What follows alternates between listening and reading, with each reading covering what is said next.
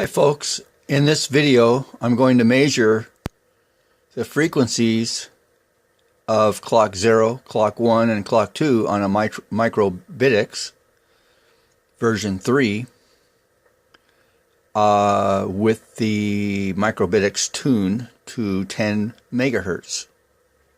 Now this Raduino that I'm measuring is one that was not particularly tuned for this radio, so it may not be exactly correct for this radio.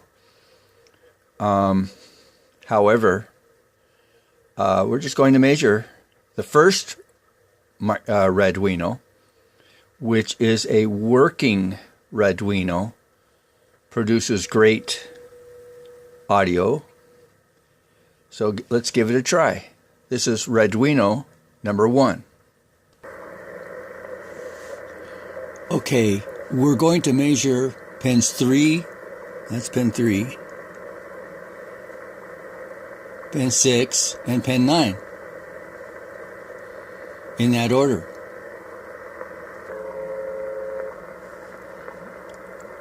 Okay, this is pin 3. Pin 3 with the Raduino set for 10 megahertz, lower sideband 10 megahertz. Oop, there we go, lower sideband 10 megahertz.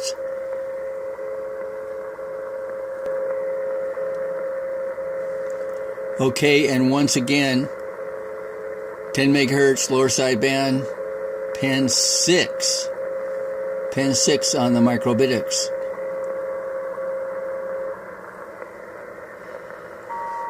And this is pin 9, lower sideband uBITX.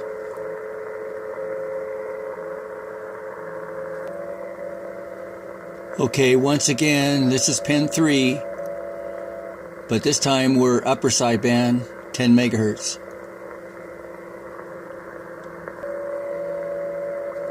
Okay, this is pin 6, 10 megahertz, upper sideband.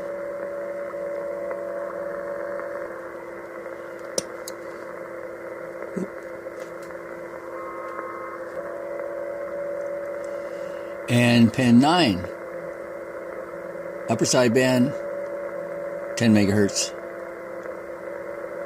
I believe there's no change on pins 3 and 9, but I will be looking at that in just one moment. Now, I have not measured the master clock. I do have ways of doing that. I will try to do a separate video on measuring the master clock. I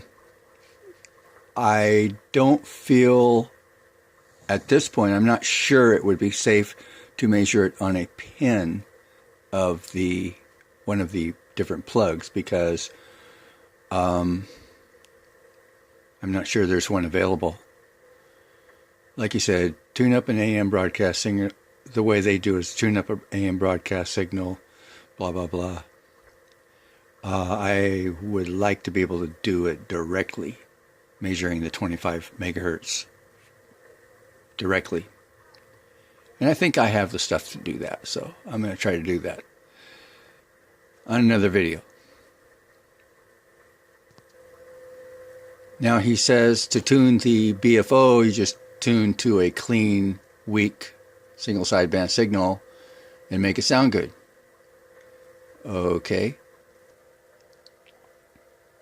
Now you see that he says to tune from 0 to 30 megahertz. First oscillator is from 45 to 75 megahertz. It switches back and forth.